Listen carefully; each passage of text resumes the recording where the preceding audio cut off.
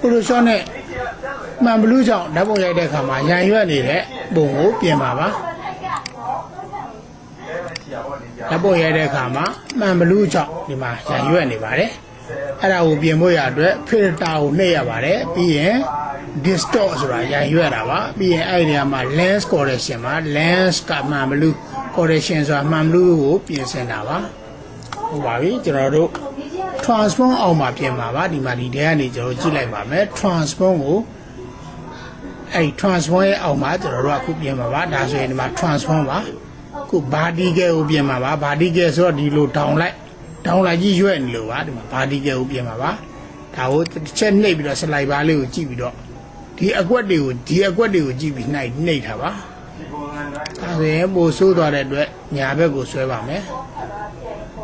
တဲ့လာပါပြီတအားကြီးတော့တဲ့ရအောင်မဟုတ်ပါဘူးဒါဆိုရင်ဒီမှာတော်တော်ကြီးတိုက်ရဲ့ဒီမှာဘီးနေနဲ့တိုင်နေနဲ့ပိုးတွေနဲ့ဒီမှာဂရစ်ကွက်ကိုကြည့်ပြန်လိုက်တာပါတော်တော်တဲ့သွားပါပြီထပ်တယ်မကောင်းတော့ပါဘူးโอเคရပါပြီ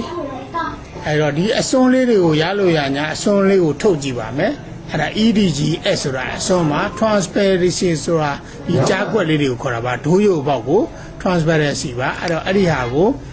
add extension လို့ခေါ်ပါတယ် add ကအစွန်း extension အစွန်းကိုချဲ့ပါမယ်ရသလားဒီမှာဒီဘက်ကတော့ရတော့ဒီဘက်ကမရပါဘူးဒီဘက်ကိုပြီးတော့မှပြင်လိုက်ရင်ရပါပြီ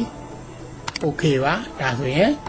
ဒီဘက်ကိုနီးပေါင်းစုံနဲ့အရင်တော့ကနီးတွေနဲ့ကြည့်ပြီးတော့ပြင်လို့ရပါပြီသဘောကတော့ဒီမှာဆက်လက်လေးပေးထားမယ်ပြီးရင် order key လေးနှိပ်ပြီးတော့မူတူကိုယူ order key လေးနဲ့ဒီလိုပွားပြီးတော့ဖြည့်လဲရပါတယ်ဒီပေါင်းစုံနဲ့ဖြည့်ဖြည့်ချင်းလိုက်ပြင်လို့ရပါတယ်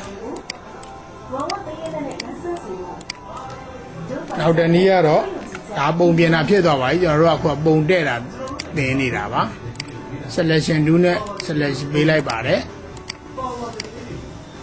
မြန်လေးပဲလုပ်ပြလိုက်ပါမယ်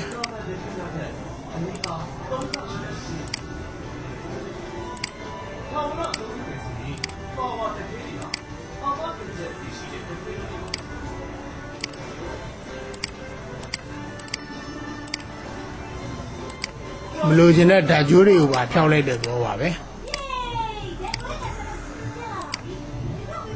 ပြင်ဘက်ကိုဝိုက်ပါတယ်ပြင်ဘက်ဒီ area ကိုဆေးပြောင်းပြလိုက်မှာပါအခုဒီမှာအပေါင်းဖြစ်နေတာပဲရပါပြီဒီရောင်ကိုအခုဒီဟာနဲ့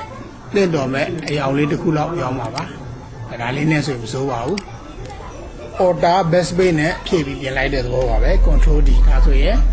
တော်တော်လေးတဲ့သွားပါပြီမူလပုံကိုကြည့်ကြရင်တော့ window ထဲက history ကိုသွားကြည့်ပါမယ်ဒါမူလပုံဂျန်ရွက်နေတာပါဒါနောက်ဆုံးတဲ့လိုက်တဲ့ပြင်လိုက်တဲ့ပုံပါပဲမှန်ဘလူးကြောင့်စောင်းနေတာတွေကိုတဲ့တဲ့ညီတစ်ခုပါပဲ